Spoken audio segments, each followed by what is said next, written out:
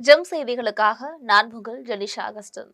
இந்திய நேரப்படி மதியம் 1:30 மணி செய்திகள். முதலில் ஜெம் தலைப்பு செய்திகளை காணலாம். தமிழ்நாட்டில் திமுகவை வீழ்த்தி தேசிய ஜனநாயக கூட்டணி ஆட்சியை பிடிக்கும். எடப்பாடி பழனிசாமியை சந்தித்து பேசிய பின் மத்திய அமைச்சர் பியூஷ் கோயல் பேட்டி. மதுராந்தகத்தில் பிரதமர் மோடி பங்கேற்கும் கூட்டத்தால் தமிழ்நாட்டில் மிகப்பெரிய மாற்றம் ஏற்படும். பாஜக தேர்தல் பொறுப்பாளர் பியூஷ் கோயலை சந்தித்த பின்பு எடப்பாடி பழனிசாமி பேட்டி. டெல்லியில் 1984ஆம் ஆண்டில் சீக்கியர்களுக்கு எதிராக நடந்த படுகொலை வழக்கில் தீர்ப்பு. காங்கிரஸ் முன்னாள் நாடாளுமன்ற உறுப்பினர் சர்ச்சன் குமாரை விடுவித்தது டெல்லி ரூஸ் அவென்யூ நீதிமன்றம். தமிழ்நாட்டில் போதைப்பொருள் பழக்கமும் குற்ற செயல்களும் அதிகரித்துள்ளதாக எடப்பாடி பழனிசாமி குற்றச்சாட்டு. மக்கள் பிரச்சினைகளை பற்றி சட்டமன்றத்தில் பேச அனுமதி மறுக்கப்படுவதாக பேட்டி. அமெரிக்காவுடனான வணிக உடன்பாட்டை முறித்துக் கொண்டது ஐரோப்பிய ஒன்றியம். கிரீன்லாந்தை கைப்பற்றப் போவதாக தொடர்ந்து மிரட்டி வருவதற்கு பதிலடி. இனி விரிவான செய்திகளை காணலாம். தமிழ்நாட்டில் திமுகவினை வீழ்த்தி தேசிய ஜனநாயக கூட்டணி ஆட்சியை பிடிக்கும் என்று மத்திய அமைச்சர் பியூஷ் கோயல் தெரிவித்துள்ளார்.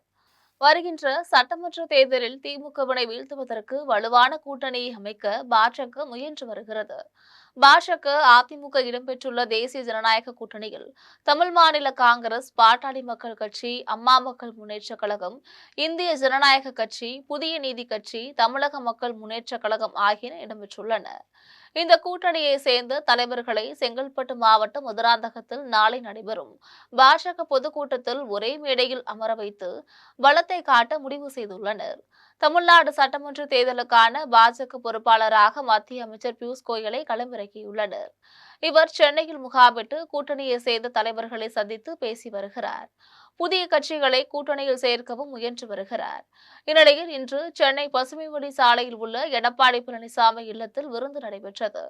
இதில் பாஜக தேர்தல் பொறுப்பாளர் பியூஷ் கோயல், மாநில தலைவர் நாகேந்திரன், சட்டமன்ற உறுப்பினர் வானதி சீனிவாசன் உள்ளிட்டோர் கலந்து கொண்டனர். அதன் பிறகு செய்தியாளர்களிடம் பேசிய பியூஷ் கோயல், தமிழ்நாட்டு மக்கள் நலனுக்காக திமுக அரசு எதுவுமே செய்யவில்லை என தெரிவித்துள்ளார். வருகின்ற சட்டமன்ற தேர்தலில் ஊழல் திமுகவினை வீழ்த்தி தேசிய ஜனநாயக கூட்டணி ஆட்சியமைக்கும் எனவும் குறிப்பிட்டுள்ளார். தேசிய ஜனநாயக கூட்டணிக்கு தேசிய அளவில் பிரதமர் மோடியும் தமிழ்நாட்டில் பழனிசாமியும் தலைவராக இருப்பர் என தெரிவித்தார். உயர்நீதிமன்றத்தின் கண்டனத்திற்கு ஆளான உதயநிதி அமைச்சர் பதவியிலிருந்து விலக வேண்டும் என்றும் பியூஷ் கோயல் வலியுறுத்தினார். பிரதமர் நரேந்திர மோடி தலைமையில் மதுராந்தகத்தில் நாளை நடைபெறவுள்ள கூட்டத்தால் தமிழ்நாட்டில் மிகப்பெரிய மாற்றம் ஏற்படும் என்று எடப்பாடி பழனிசாமி தெரிவித்துள்ளார். சென்னை பசுமை வழி சாலையில் உள்ள எடப்பாடி பழனிசாமி இல்லத்தில் பாஜக தமிழ்நாடு தேர்தல் பொறுப்பாளர் பியூஷ் கோயல், மாநில தலைவர் நயினா நாகேந்திரன், மத்திய அமைச்சர் முருகன், முன்னாள் மத்திய அமைச்சர் பொன் ராதாகிருஷ்ணன் ஆகியோர் அவரை சந்தித்து பேசினர். சந்திப்பின் நிறைவில் செய்தியாளர்களை சந்தித்த பழனிசாமி, நாளை மதுராந்தகத்தில் நடைபெறவுள்ள பொதுக்கூட்டம் தமிழ்நாட்டின் மாற்றத்திற்கான கூட்டம் என்றும் அதில் 5 லட்சம் பேர் பங்கேற்பர் என்றும் தெரிவித்தார். திமுகவை விரட்டப் போகிற நாளாக நாளைய பொதுக்கூட்டம் இருக்கும் என்றும் அதிமுக கூட்டணிக்கு அது வெற்றி திருநாளாக அமையும் என்றும் தெரிவித்துள்ளார். வரும் தேர்தலில் வெற்றி பெற்று ஆட்சியமைத்தால் இதுவரை இல்லாத வளர்ச்சியை தமிழகத்திற்கு வழங்கப் போவதாகவும் பழனிசாமி தெரிவித்துள்ளார். டெல்லியில் 1984ஆம் ஆண்டில் சீக்கியர்களுக்கு எதிராக நடந்த இனப்படுகொலை வழக்கில் காங்கிரஸ் முன்னாள் நாடாளுமன்ற உறுப்பினர் சர்ச்சன் குமாரை நீதிமன்றம் விடுதலை செய்துள்ளது. 1984ஆம் ஆண்டு அப்போதைய பிரதமர் இந்திரா காந்தியை அவரின் மெய் காப்பாளர்களான சீக்கியர் இருவர் துப்பாக்கியால் சுட்டுக் கொன்றனர். இதையடுத்து டெல்லியில் சீக்கியர்களுக்கு எதிராக திட்டமிட்ட வன்முறையில் காங்கிரஸ் கட்சியினர் ஈடுபட்டனர்.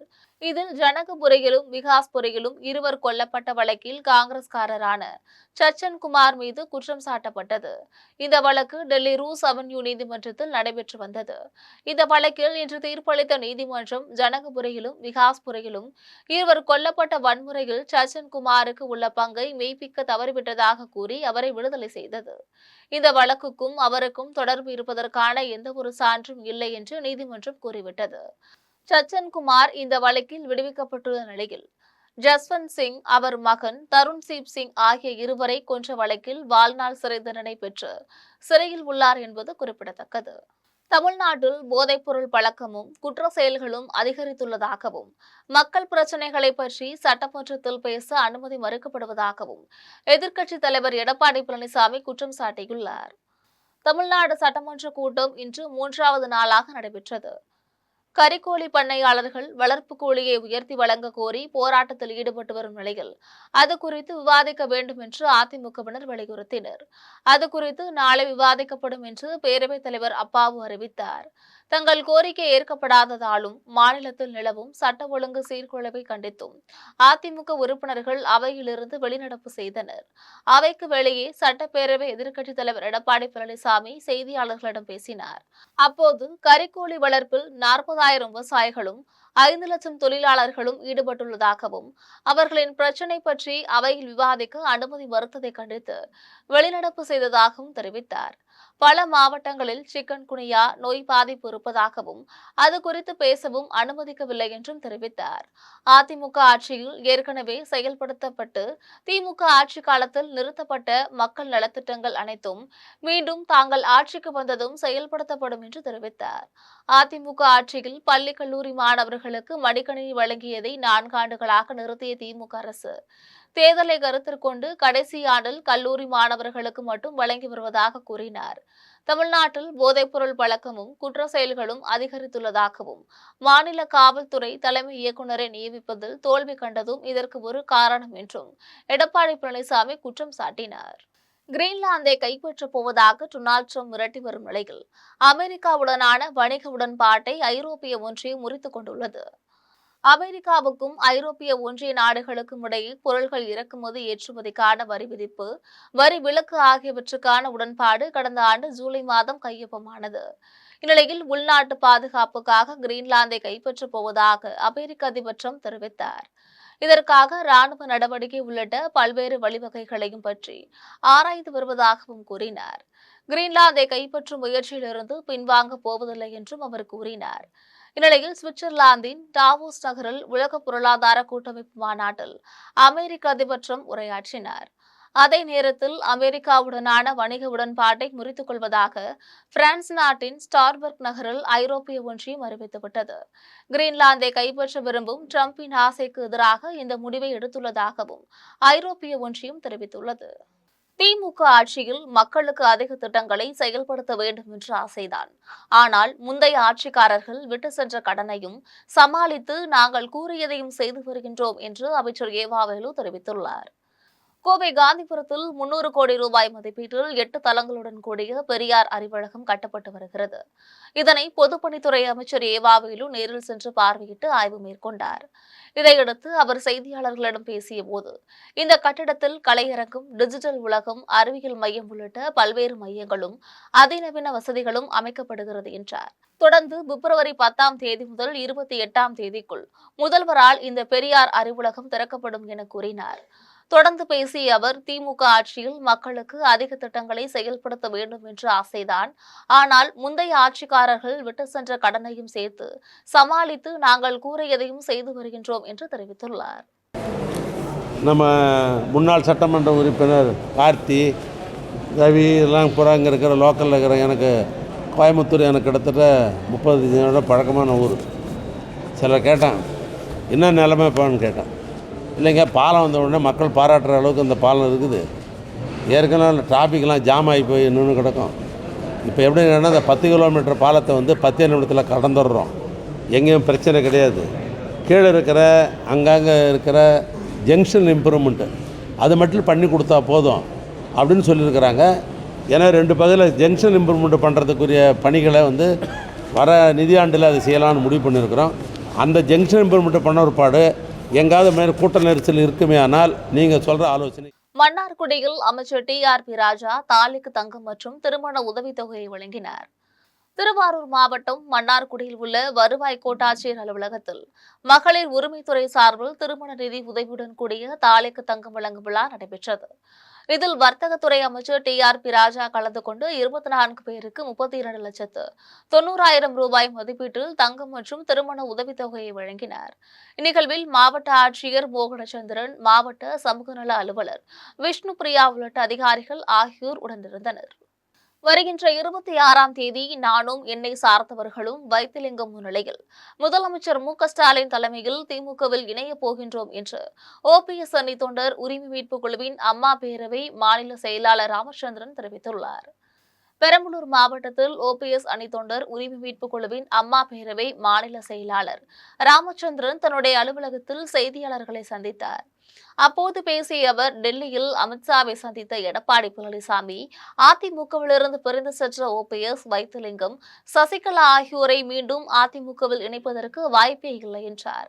இதனால் வைத்திலிங்கம் முதலமைச்சர் மு.க.ஸ்டாலின் முன்னிலையில் தன்னை திராவிட முன்னேற்ற கழகத்தில் இணைத்துக் கொண்டார். இதேபோல் வருகின்ற 26ஆம் தேதி நானும் என்னை சார்ந்தவர்களும் வைத்திலிங்கம் முன்னிலையில் முதலமைச்சர் மு.க.ஸ்டாலின் தலைமையில் எங்களை திமுகவில் இணைத்துக் கொள்ள முடிவு செய்துள்ளோம் என்று தெரிவித்துள்ளார்.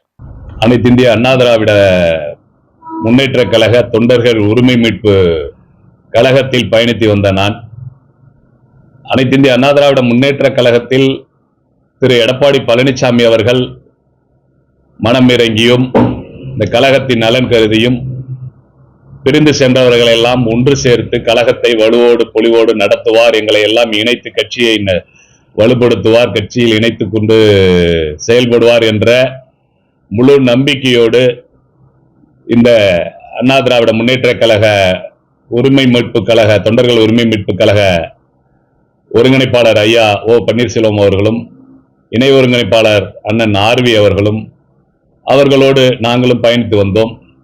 இந்த நிலையில் கடந்த 23/12/25 ஆண்டு ஒன்று கூடி கழகத்தில் முதல்வரின் ஆட்சித்திறனை பார்த்து அனைவரும் வந்து இணைகிறார்கள் என நாடாளுமன்ற உறுப்பினர் சிவா பெருமிதமாக தெரிவித்துள்ளார். சென்னை விமான நிலையத்தில் நாடாளுமன்ற உறுப்பினர் சிவா செய்தியாளர்களை சந்தித்தார். அப்போது பேசிய அவர், வைத்திலிங்கம் திமுகவிற்கு வந்ததை வரவேற்கின்றோம், மேலும் முதல்வரின் ஆட்சித்திறனை பார்த்து அனைவரும் வந்து இணைகிறார்கள் என்றும் பெருமிதமாக கூறினார். இதையடுத்து திருச்சியில் மாநில மாநாடு நடைபெற உள்ளதாகவும் திமுக காங்கிரஸ் கூட்டணி மிக சிறப்பாக இருக்கின்றது எனவும் தெரிவித்துள்ளார். தொடர்ச்சியாக இளைஞரணி மகளிரணி மாநாடுகள் பல்வேறு பகுதிகளில் நடக்கிற காரணத்தினால் மாநில மாநாடு திருச்சியில் நடைபெற இருக்கின்றது. பொதுவாக திருச்சி மாநாடு என்றாலே அது குறிப்பிடத்தக்கதாக வரலாற்று சிறப்பு இருக்கிறதாக இருக்கும். மிக சிறப்பாக இருக்கிறது. அந்த மாதிரி குழப்பம்லாம் உங்களுக்கு வேண்டாம். ரொம்ப அழகா இருக்கும், ரொம்ப ஒற்றுமையா இருக்கும். எங்கள் கூட்டணி வெற்றி பெறும். நான் எந்த அரசியல் கட்சியும் நடத்தவில்லை என்று முன்னாள் முதலமைச்சர் ஓ பன்னீர்செல்வம் தெரிவித்துள்ளார். சென்னை விமான நிலையத்தில் முன்னாள் முதலமைச்சர் ஓ பன்னீர்செல்வம் செய்தியாளர்களை சந்தித்து பேசினார். அப்போது அவர், நான் எந்த அரசியல் கட்சியும் நடத்தவில்லை என்றும் என்னை விட்டு பிரிந்து சென்றவர்களிடம்தான் அவர்களின் நிலைப்பாட்டை பற்றி கேட்க வேண்டும் என்றும் கூறினார். தொடர்ந்து தை முடிவதற்கு இன்னும் 25 நாட்கள் உள்ளன என தெரிவித்துள்ளார்.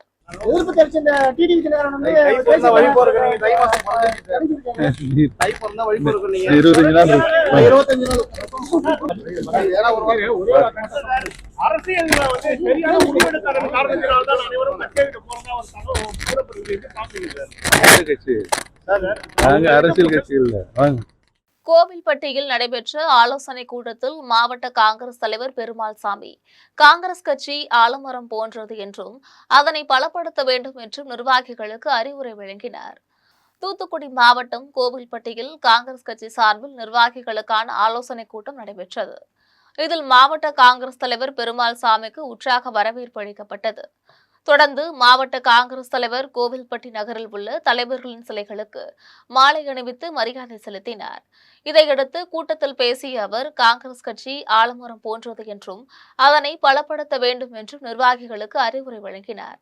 தொடர்ந்து பல்வேறு கோரிக்கைகளை வலியுறுத்தி தீர்மானங்கள் நிறைவேற்றப்பட்டுள்ளன. இதில் நகர தலைவர் அருண் பாண்டியன், வட்டார தலைவர் ரமேஷ் மூர்த்தி, மாவட்ட துணைத் தலைவர் ஆழ்வார்சாமி, வட்டார தலைவர் முருகன் ஆகியோர் கலந்து கொண்டனர். பிளாஸ்டிக் ஒழிப்பு மற்றும் வனவிலங்குகள், அரிய வகை பூச்சி வகைகளை பாதுகாப்பதில் இளம் தலைமுறை கவனம் செலுத்த வேண்டும் என்று தமிழக அரசின் சுற்றுச்சூழல் காலநிலை மாற்றம் மற்றும் வனத்துறை கூடுதல் தலைமை செயலாளர் சுப்ரியா சாஹூ தெரிவித்துள்ளார். கோவையில் தனியார் அறக்கட்டளையின் நிறுவனர்கள் தின விழா தனியார் கல்லூரியில் நடைபெற்றது. இதில் நிர்வாக அறங்காவலர்கள் ரங்கசாமி, நந்தினி ஆகியோர் தலைமை வகித்தனர். விழாவில் தமிழக அரசின் சுற்றுச்சூழல் காலநிலை மாற்றம் மற்றும் வனத்துறை கூடுதல் தலைமை செயலாளர் சுப்ரியா சாஹூ கலந்து கொண்டு மாணவர்களிடையே பேசினார். அப்போது பிளாஸ்டிக் ஒழிப்பு மற்றும் இயற்கை உயிரினங்களை பாதுகாப்பதில் தற்போது கூடுதல் கவனம் செலுத்துவது அவசியம் என்று தெரிவித்துள்ளார். தொடர்ந்து நடைபெற்ற விழாவில் சென்னையை சேர்ந்த கௌரி கைலாசத்திற்கு சந்திரகாந்தி கேட்டலிஸ்ட் லீடர் விருது வழங்கப்பட்டது. இதையடுத்து ஜிஆர்ஜி ட்ரெயில் பிளேசர் விருது மேட்ரிமோனி நிர்வாக இயக்குநர் முருகவேல் ஜானகிராமன் ஆகியோருக்கு வழங்கப்பட்டது. 1000 ஆண்டுகளாக பாதுகாத்த லிங்க பாகங்கள் சோம்நாத்திற்கு கொண்டு செல்லும் யாத்திரையின் துவக்கம் வருகின்ற 30ஆம் தேதி ராமேஸ்வரத்தில் துவங்கப்பட உள்ளதாக பிரபல ஜோதிடர் செல்வி தாமோதரன் தெரிவித்துள்ளார். சென்னை நுங்கம்பாக்கத்தில் குருதேவ் ரவிசங்கர் தலைமையில் ராம்நாத் முதல் சோம்நாத் யாத்திரை குறித்து பிரபல ஜோதிடர் செல்வி தாமோதரன் செய்தியாளர்களை சந்தித்தார். அப்போது 1000 ஆண்டுகளாக பாதுகாத்த லிங்க பாகங்கள் சோம்நாத்திற்கு கொண்டு செல்லும் யாத்திரையின் துவக்கம் வரும் 30ஆம் தேதி ராமேஸ்வரத்தில் ஜோதிர்லிங்க மகா ருத்ரா பூஜை நிகழ்வுடன் துவங்கப்பட உள்ளதாக தெரிவித்துள்ளார். இல்ல இது பியூர் எங்களுடைய இது ஆன்மீகத்துக்கு உண்டான குருதேவுடைய சோமநாத் விஷயமே எவ்வளோ பெரிய விஷயம் பாருங்கள். அரசியல் என்னைக்கு வேணுமா பேசிக்கலாம். கிட்டத்தட்ட 1000 ஆண்டுகளுக்கு பிறகு அதே அந்த லிங்கத்தினுடைய பாகங்களே நமக்கு கிடைச்சிருக்கிறது ஒரு பெரிய பிராப்தமாக நினைக்கிறோம். கிட்டத்தட்ட அதை யோசிச்சு பாருங்கள். 1924 அதை பற்றி நம்ம சந்திரசேகர் ஆச்சார்கிட்ட கேட்குறச்ச 100 வருஷத்துக்கு பிறகு ஒருத்தர் வருவார், ரவிசங்கர் என்ற பேரில் வருவார். அவரிடத்துல இதை கொடுக்கணும்னு சொல்லி ஒரு உத்தரவு கொடுத்துருக்கிறதெல்லாம் யோசிச்சு பாருங்கள் எவ்வளோ பெரிய விஷயம். அது எல்லாமே எல்லா சர்டிஃபிகேட்டும் இருக்காங்க. எல்லாமே எல்லாத்தையும் டெஸ்டட் பண்ணி தான் இதை ஒத்துக்கினது. ஏன்னா நாளைக்கு உலகம் முழுவதும் இதை பற்றி கேள்விகள் வரும். இதை பற்றி எல்லா விதமான கேள்விகளும் உங்களை போல் பத்திரிகையாளர்கள் போல் நிறைய பேர் கேட்பார்கள். எல்லாத்திற்கும் எல்லா ஆராய்ச்சியும் முடித்த பிறகு தான் கிட்டத்தட்ட இது குருதேவ் கிட்ட ரொம்ப நாள் ஆனாலும் இது எல்லாமே அப்ரூவல் ஆன பிறகு தான் குருதேவ் இப்போதான் இது சம்பந்தமாக பேச ஆரம்பிச்சது. திருப்பட்டினம் அரசு பள்ளியில் திடீரென ஆய்வு மேற்கொண்ட மாவட்ட ஆட்சியர் மாணவர்களுக்கு ஆசிரியர்கள் சிறப்பு கவனம் செலுத்தி அவர்களை பொதுத் தேர்வில் தேர்ச்சி பெற வைக்க வேண்டும் என்று ஆசிரியர்களுக்கு அறிவுறுத்தினார். புதுச்சேரி மாநிலம் காரைக்கால் மாவட்டம் திருப்பட்டினத்தில் உள்ள அரசு பள்ளியில் மாவட்ட ஆட்சியர் ரவி பிரகாஷ் திடீரென்று ஆய்வு மேற்கொண்டார்.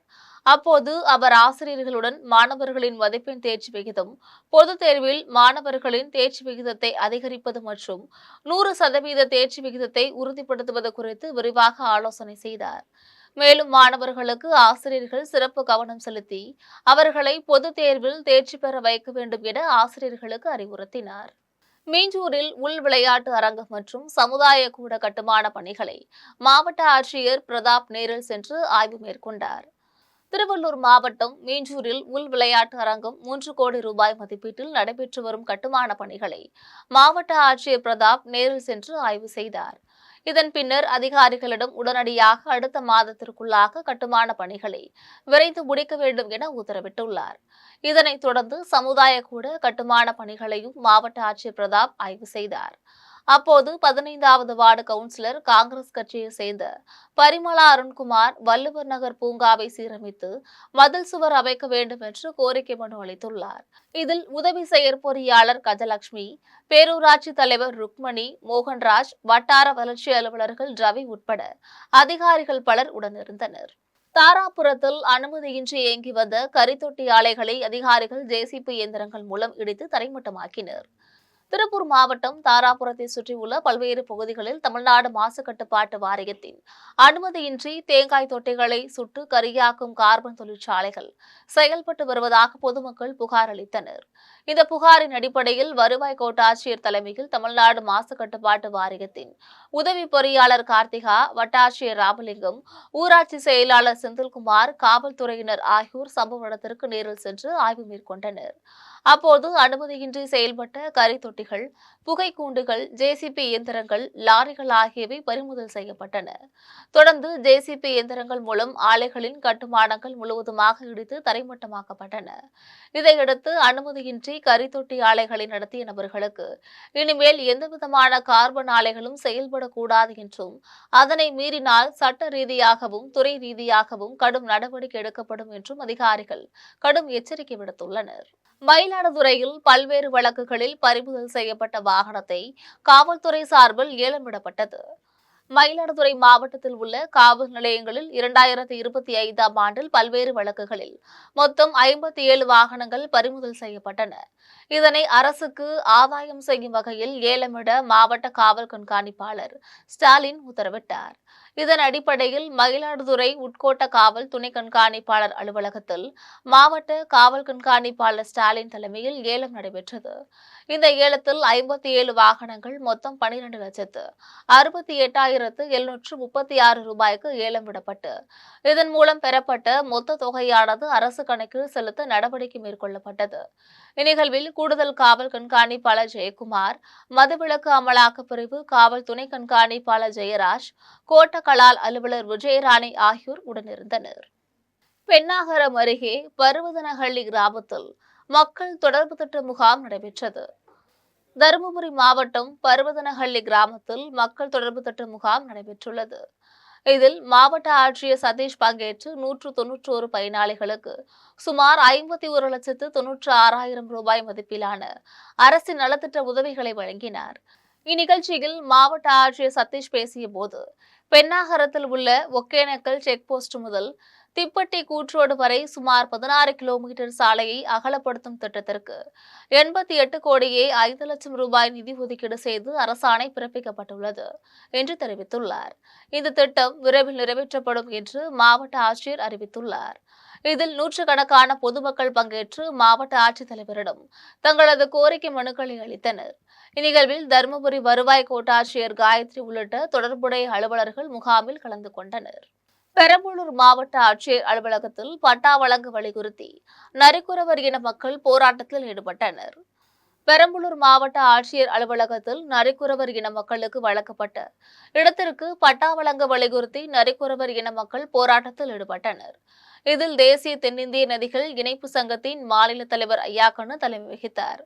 இதனைத் தொடர்ந்து அங்கு வந்த வருவாய்த்துறை அதிகாரிகள் அவர்களது கோரிக்கை குறித்து தமிழக அரசு அறிக்கை தலைமை செயலகத்தில் பரிசீலனையில் இருப்பதாகவும் விரைவில் பதில் கிடைக்கும் என்று தெரிவித்ததை தொடர்ந்து போராட்டத்தை கைவிட்டு ஐயாக்கண்ணு உள்ளிட்டோர் அங்கிருந்து கலைந்து சென்றனர்.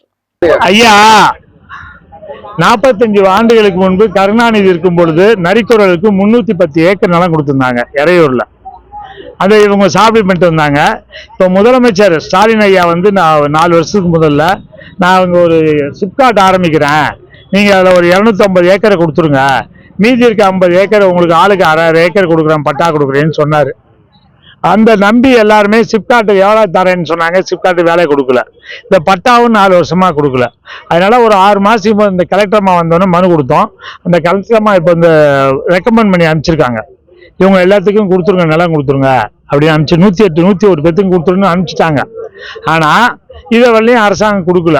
அது வந்து சிஎல்ஏ கிட்டேருந்து ரெவன்யூ செக்ரட்டரிட்ட போய் அப்படியே பெண்டிங்கில் இருக்கு. திருப்பத்தூரில் ஒகேனக்கல் கூட்டு குடிநீர் திட்டத்தினை அமல்படுத்த கோரி மனிதநேய மக்கள் கட்சி சார்பில் ஆர்ப்பாட்டம் நடைபெற்றது. திருப்பத்தூர் மாவட்டம் வாணியம்பாடி அடுத்த ஜாப்ராபாத் ஊராட்சியில் ஒகேனக்கல் கூட்டு குடிநீர் திட்டத்தை அமல்படுத்த கோரி மனிதநேய மக்கள் கட்சி சார்பில் ஆர்ப்பாட்டம் ஆட்டோ ஸ்டாண்ட் பகுதியில் நடைபெற்றது. இதில் மனிதநேய மக்கள் கட்சி மாவட்ட செயலாளர் டி இக்பால் தலைமை வகித்தார். துணை செயலாளர்கள் ஏ கலீம் பாஷா, பி முகமது, அனிஷ் அஷ்வாக், அஹ்மத் ஆகியோர் முன்னிலை வகித்தனர். மனிதநேய மக்கள் கட்சி கிளை துணைத் தலைவர் இர்பாஸ் அனைவரையும் வரவேற்றார். சிறப்பு அழைப்பாளர்களாக மாவட்ட தலைவர் நஜீர் அஹ்மத், தலைமை கழக பேச்சாளர் சானாவுல்லா, தமுமுக மாவட்ட செயலாளர் வர்தா அப்துல் ஷூகுர் ஆகியோர் கலந்து கொண்டு ஆர்ப்பாட்டத்தினை தொடங்கி வைத்து ஊராட்சியில் ஒகேனக்கல் கூட்டு குடிநீர் திட்டத்தை அமல்படுத்த வலியுறுத்தி சிறப்புரையாற்றினர். இதில் தமுமுக, மனிதநேய மக்கள் கட்சி நிர்வாகிகள், தொண்டர்கள் ஆகியோர் கலந்து கொண்டு கூட்டு குடிநீர் திட்டத்தினை ஊராட்சி பகுதியில் அமல்படுத்த வலியுறுத்தி தமிழக அரசுக்கு எதிராக கோஷங்களை எழுப்பி ஆர்ப்பாட்டத்தில் ஈடுபட்டனர். இறுதியில் தமுமுக துணை செயலாளர் எம் நாசிர் அஹ்மத் நன்றி கூறினார். தேனி நுகர்பொருள் வாணிப கழகத்தின் மண்டல மேலாளராக பொறுப்பேற்க வந்தவருக்கு எதிர்ப்பு தெரிவித்து அலுவலகம் நுழைவாயில் முன்பு 50க்கும் மேற்பட்ட பணியாளர்கள் சாலையில் அமர்ந்து வேலைநிறுத்த போராட்டத்தில் ஈடுபட்டனர். தேனி மாவட்ட நுகர்பொருள் வாணிப கழகத்தின் தலைமை அலுவலகத்தின் நுழைவாயில் முன்பு சுமை தூக்கும் தொழிலாளர்கள், பணியாளர்கள் வேலைநிறுத்த போராட்டத்தில் ஈடுபட்டனர். இதில் மண்டல மேலாளராக நியமிக்கப்பட்ட செந்தில்குமார் நியமனத்தை ரத்து செய்ய கோரி கோஷங்களை எழுப்பினார். இதுகுறித்து போராட்டத்தில் ஈடுபட்டு வரும் பணியாளர்கள் பேசிய போது 2022 முதல் 25ஆம் ஆண்டு வரை தேனி மாவட்டத்தில் மண்டல மேலாளராக செந்தில்குமார் பணியாற்றிய காலத்தில் மாவட்ட கிடங்கில் பல்வேறு முறைகேடுகள், ஊழல்கள் செய்து பணியாளர்கள் மன உளைச்சலுக்கு ஆளாகியதாக குற்றம் சாட்டினார். தரம் இல்லாத அரிசிகளை பொதுமக்களுக்கு விநியோகம் செய்ய பணியாளர்களை வற்புறுத்தியதாகவும் தெரிவித்தனர். எனவே மண்டல மேலாளராக செந்தில்குமார் நியமனத்தை ரத்து செய்ய வேண்டும் என கோரிக்கை விடுத்தார். அப்படி ஒரு சூழ்நிலையில நாங்க மறுபடியும் லேபர் கோர்ட்ல கேஸ் போட்டுதான் நாங்க வேலைக்கு சேர்ந்தோம் ஆண்டிபட்டி கிட்டிங்ல இருந்து. அப்ப கிட்டத்தட்ட ஒரு 5 குடோன் 6 குடோன் இன்னைக்கு தேனி மண்டலத்தில் இருக்குன்னு சொன்னா அதனுடைய அனைத்து பணியாளர்களும் நிர்வாகத்தில் இருக்கக்கூடிய பணியாளர்கள், ஆபீஸ் ஸ்டாஃப் எல்லாருமே இதே மனநிலையில தான் இருக்காங்க. அதனாலதான் அவர் ஆர்டர் போட்டதை ரத்து பண்ணணும். அவர் தேனி மண்டலத்துல ஜாயின் பண்ணக்கூடிய உத்தரவை ரத்து பண்ணி அவர் அதுக்கிட்ட வேற யார் வேணாலும் இருக்கட்டும், இப்ப இருக்கிற பாலமு சார் இருக்கட்டும், இல்ல வேற யார் எந்த ஆரம்பம் வந்தாலும் நாங்க வேலை செய்ய தயாரா இருக்கோம். எங்களுக்கு எந்த ஆட்சேபனையும் கிடையாது. ஆனா அவர் மட்டும் வந்தா இன்றல்ல, நாளையல்ல, நாளை கழித்தல்ல, என்னைக்கு எங்களுடைய போராட்டம் தொடரும் என்பதை இதன் வாயிலாக தெரிவித்துக் கொள்கிறேன். மதுரையில் தனியார் நிறுவனத்தின் உரிமையாளரை உயிர் மாய்த்து விடுவதாக மிரட்டல் விடுத்த கட்டிடத்தின் உரிமையாளர் மீது காவல்துறையினர் வழக்கு பதிவு செய்து விசாரணை மேற்கொண்டு வருகின்றனர். மதுரை மாவட்டம் திருநகரில் தனியார் நிறுவனம் நடத்தி வந்த கார்த்திக் பாண்டே என்பவரிடம் அந்த இடத்தின் உரிமையாளரின் மகன் சந்திரன் கடந்த சில மாதங்களாக தகராறில் ஈடுபட்டு வந்துள்ளார். நிறுவனத்திற்கு வருகின்ற பெண்களை தனக்கு அறிமுகம் செய்து வைக்குமாறு கார்த்திக் பாண்டியிடம் கேட்டுள்ளார். இதற்கு அவர் மறுப்பு தெரிவிக்கவே ஆத்திரமடைந்த சந்திரன் நிறுவன ஊழியர்களிடம் ஆபாசமாக பேசியுள்ளார். இதையடுத்து இரவு நிறுவனத்தில் இருந்த சிசிடிவி கேமராக்கள் மற்றும் தண்ணீர் குழாய்களை அடித்து நொறுக்கிய சந்திரனை தட்டி கேட்ட கார்த்திக் பாண்டியிடம் உயிர் மாய்த்து விடுவதாக மிரட்டல் விடுத்துள்ளார். தொடர்ந்து பாதிக்கப்பட்ட கார்த்திக் பாண்டி அளித்த புகாரின் அடிப்படையில் திருநகர் காவல்துறையினர் சந்திரன் மீது வழக்கு பதிவு செய்து விசாரணை மேற்கொண்டு வருகின்றனர். சேலத்தில் குடிநீர் கேட்டு அரசு பேருந்தை சிறைப்பிடித்து கிராம மக்கள் சாலை மறியல் போராட்டத்தில் ஈடுபட்டனர். சேலம் மாவட்டம் கொல்லப்பட்டியில் கடந்த 1 மாதமாக குடிநீர் விநியோகம் செய்ய கோரி அரசு பேருந்தை சிறைப்பிடித்து கிராம மக்கள் சாலை மறியல் போராட்டத்தில் ஈடுபட்டனர். இதையடுத்து மக்களை அவதூறாக பேசிய தேக்கம்பட்டி ஊராட்சி செயலாளரை கண்டித்தும் குடிநீர் வழங்க கோரி கோஷங்கள் எழுப்பினர். தொடர்ந்து ஓமலூர் ஒன்றிய அதிகாரிகள் பேச்சுவார்த்தை நடத்தி குடிநீர் வழங்கியதை அடுத்து மக்கள் மறியலை கைவிட்டு அங்கிருந்து கலைந்து சென்றனர். திருவண்ணாமலையில் பாமகவினர் 50க்கும் மேற்பட்டோர் திடீர் சாலை மறியலில் ஈடுபட்டதால் பரபரப்பு ஏற்பட்டது. திருவண்ணாமலை மாவட்டம் நாகப்பாடி பகுதியில் செங்கம்போலூர் நெடுஞ்சாலையில் பாமகவின் மாவட்ட தலைவர் பரமசிவம் தலைமையில் 50க்கும் மேற்பட்டோர் திடீரென்று சாலை மறியலில் ஈடுபட்டதால் பரபரப்பு நிலவியது. கடந்த 18ஆம் தேதி வீரப்பனின் பிறந்த நாளினை முன்னிட்டு அவருக்கு பேனர் வைத்து பொதுமக்களுக்கு அன்னதானம் வழங்கியதாக கூறப்படுகிறது. அப்போது அடையாளம் தெரியாத நபர்கள் அந்த பேனரினை செருப்பால் அடித்தும் கிழித்தும் சேதம் செய்ததாக கூறப்படுகிறது. இதுகுறித்து புதுப்பாளையம் காவல் நிலையத்தில் புகார் அளித்தும் இதுவரை நடவடிக்கை எடுக்காத காவல்துறையை கண்டித்து இன்று பரமசிவன் தலைமையில் ஒன்றிய செயலாளர் ஜெயக்குமார் முன்னிலையில் 50க்கும் மேற்பட்ட பாமகவினர் வாகனங்களை சிறைப்பிடித்து சாலை மறியலில் ஈடுபட்டனர். பின்னர் தகவல் அறிந்த காவல்துறையினர் பாமகவினரிடம் சமரச பேச்சுவார்த்தையில் ஈடுபட்டனர். அதனைத் தொடர்ந்து பாமகவினர் கலைந்து சென்றனர். இதனால் அங்கு போக்குவரத்து நெரிசல் ஏற்பட்டது. பிரதமர் மோடி பங்கேற்க உள்ள நிகழ்வை ஒட்டி அவருடைய பாதுகாப்பு வாகனங்கள் ரயிலில் திருவனந்தபுரத்திற்கு கொண்டு வரப்பட்டது. கேரள மாநிலம் திருவனந்தபுரத்தில் நடைபெற்று முடிந்த உள்ளாட்சி தேர்தலில் அதிக இடங்களில் வெற்றி பெற்று மாநிலத்தின் தலைநகரான திருவனந்தபுரம் மாநகராட்சி பாஜக கைப்பற்றியது. இதையடுத்து திருவனந்தபுரம் மற்றும் கேரள மாநிலத்தில் பல்வேறு வளர்ச்சி திட்டங்களை அறிமுகம் செய்வதாக பிரதமர் நரேந்திர மோடி நாளை திருவனந்தபுரம் வருகிறார். அதனைத் தொடர்ந்து விமான நிலையத்திலிருந்து சாலை வழியாக புத்தரிக்கண்டம் மைதானத்தில் நடைபெறும் நிகழ்ச்சியில் பங்கேற்க உள்ளார். அதற்கு முன்னதாக வாகனத்தில் வீதி உலாவும் ஈடுபட உள்ளார். அதற்காக அவருடைய பாதுகாப்பு வாகனங்கள் ரயில் மூலமாக திருவனந்தபுரத்திற்கு எடுத்து வரப்பட்டது. முன்னேற்பாடாக பிரதமர் மோடியின் வருகையை ஒட்டி திருவனந்தபுரம் நகரம் முழுவதும் காவல்துறையினர் பாதுகாப்பு வளையத்திற்குள் கொண்டு வந்துள்ளனர். எர்ணாகுளம் கோவில் திருவிழாவில் யானைக்கு மதம் பிடித்ததில் 10 பேர் படுகாயமடைந்தனர்.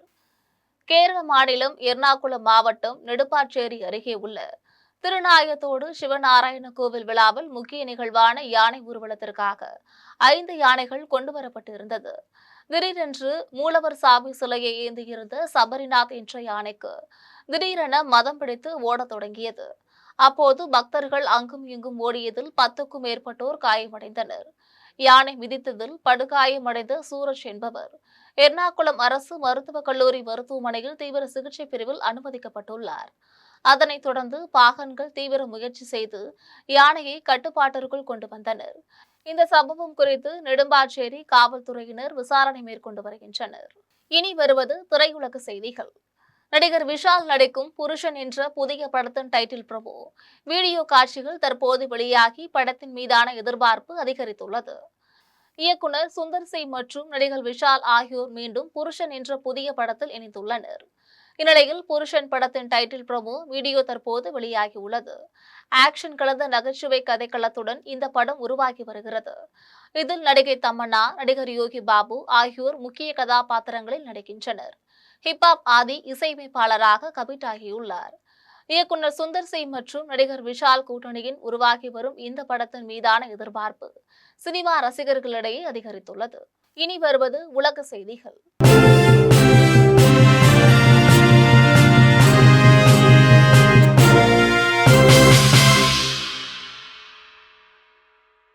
மோடி மீது எனக்கு மிகுந்த மரியாதை உண்டு என்றும் எங்களுக்குள் நல்ல ஒப்பந்தம் ஏற்படும் என்றும் அமெரிக்க அதிபர் ட்ரம்ப் தெரிவித்துள்ளார்.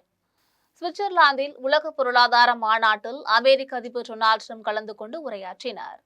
பின்னர் அவர் செய்தியாளர்களை சந்தித்து பேசிய போது தனது நண்பர் பிரதமர் மோடி மீது மிகுந்த மரியாதை வைத்திருப்பதாகவும் அவருடன் நல்ல வர்த்தக ஒப்பந்தத்தை மேற்கொள்ளப் போவதாகவும் தெரிவித்துள்ளார். தொடர்ந்து அவர் ஒரு அற்புதமான மனிதர் என்றும் புகழாரம் சூட்டினார். இனி வருவது விளையாட்டு செய்திகள்.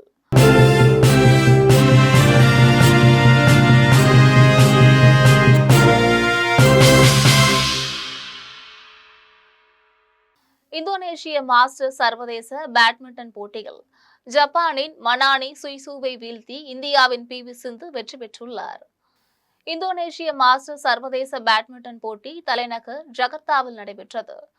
இந்த போட்டியின் பெண்கள் ஒற்றையர் முதல் சுற்றில் இந்தியாவின் PV சிந்து ஜப்பானின் மனானி சுய்சூவுடன் மோதினர். இதில் சிறப்பாக விளையாடிய PV சிந்து 2-1 என்ற நேர்செட் கணக்கில் மனானி சுய்சூவை வீழ்த்தி வெற்றி பெற்றார். இனி வருவது தங்கம், வெள்ளி மற்றும் பங்கு சந்தை விலை நிலவரம்.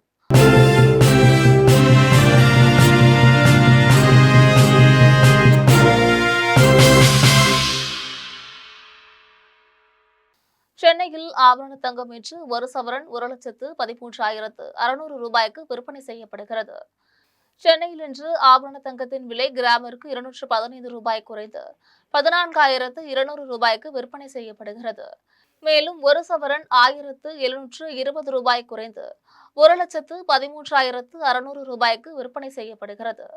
24 கேரட் தூய தங்கம் ஒரு சவரன் 1,23,928 ரூபாய்க்கு விற்பனை செய்யப்படுகிறது. மேலும் 1 கிராம் வெள்ளி 340 ரூபாய்க்கும் 1 கிலோ வெள்ளி 3,40,000 ரூபாய்க்கும் விற்பனை செய்யப்படுகிறது. இந்திய பங்கு சந்தைகளில் வணிகம் இன்று உயர்வுடன் காணப்படுகிறது. மும்பை பங்கு சந்தை பங்கு விலை குறியீட்டு எண் சென்செக்ஸ் 125 புள்ளிகள் அதிகரித்து 82,034 புள்ளிகளில் வணிகமாகிறது. தேசிய பங்கு சந்தை பங்கு விலை குறியீட்டு எண் நிப்டி 61 புள்ளிகள் அதிகரித்து 25,218 புள்ளிகளில் வணிகமாகிறது. மீண்டும் தலைப்பு செய்திகள். தமிழ்நாட்டில் திமுகவை வீழ்த்தி தேசிய ஜனநாயக கூட்டணி ஆட்சியை பிடிக்கும். எடப்பாடி பழனிசாமியை சந்தித்து பேசிய பின் மத்திய அமைச்சர் பியூஷ் கோயல் பேட்டி. மதுராந்தகத்தில் பிரதமர் மோடி பங்கேற்கும் கூட்டத்தால் தமிழ்நாட்டில் மிகப்பெரிய மாற்றம் ஏற்படும். பாஜக தேர்தல் பொறுப்பாளர் பியூஷ் கோயலை சந்தித்த பின்பு எடப்பாடி பழனிசாமி பேட்டி. டெல்லியில் 1984ஆம் ஆண்டில் சீக்கியர்களுக்கு எதிராக நடந்த படுகொலை வழக்கில் தீர்ப்பு. காங்கிரஸ் முன்னாள் நாடாளுமன்ற உறுப்பினர் சர்ச்சன் குமாரை விடுவித்தது டெல்லி ரூஸ் அவென்யூ நீதிமன்றம். தமிழ்நாட்டில் போதைப்பொருள் பழக்கமும் குற்ற செயல்களும் அதிகரித்துள்ளதாக எடப்பாடி பழனிசாமி குற்றச்சாட்டு. மக்கள் பிரச்சினைகளை பற்றி சட்டமன்றத்தில் பேச அனுமதி மறுக்கப்படுவதாக பேட்டி. அமெரிக்காவுடனான வணிக உடன்பாட்டை முறித்துக் கொண்டது ஐரோப்பிய ஒன்றியம். கிரீன்லாந்தை கைப்பற்றப் போவதாக தொடர்ந்து மிரட்டி வருவதற்கு பதிலடி. இத்துடன் ஜெம் செய்திகள் நிறைவடைகின்றன. மீண்டும் ஜெம் செய்திகள் மாலை 6 மணிக்கு. உடனுக்குடன் செய்திகளை காண ஜெம் லைவ்.tv என்ற இணையதளத்தில் இணைந்திருங்கள். நன்றி, வணக்கம்.